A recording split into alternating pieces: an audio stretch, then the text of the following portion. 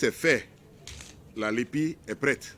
C'est une liste électorale permanente informatisée LEPI de 5 200 000 électeurs qui est transmise à la Commission électorale nationale autonome Sénat ce vendredi 3 avril 2020.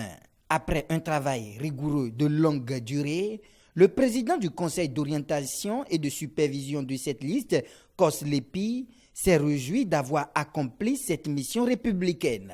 Il me plaît avant tout propos d'exprimer ma joie et ma satisfaction de devoir enfin ce jour satisfaire à ce devoir républicain, celui de la remise de la liste électorale permanente informatisée.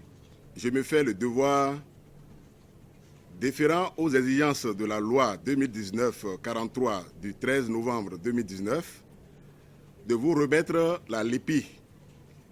Le moment est enfin arrivé pour vous remettre officiellement les résultats du processus d'actualisation du fichier électoral national et de l'établissement de la liste électorale permanente informatisée LEPI. Au cours de la cérémonie de remise des résultats du processus d'actualisation du fichier électoral national et de l'établissement de la LEPI, Jérémy Adomaou a donné les précisions sur le nombre exact des électeurs. On dénombre 5 235 609 électeurs au 17 mai 2020, dont 45 374 à l'étranger, contre 5 37 785 électeurs, dont 45 386 à l'étranger en 2019. Pour Emmanuel Tiando, président de la Sénat, la cérémonie de réception de la liste électorale constitue une phase importante pour le processus électoral des communales prochaines.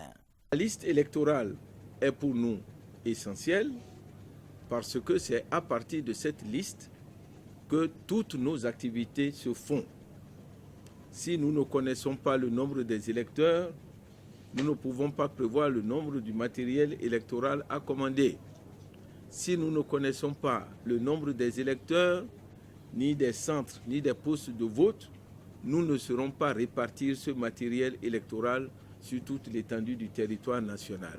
Faut-il le rappeler, 5 partis politiques sont en lice pour les élections communales et municipales prévues pour le 17 mai 2020.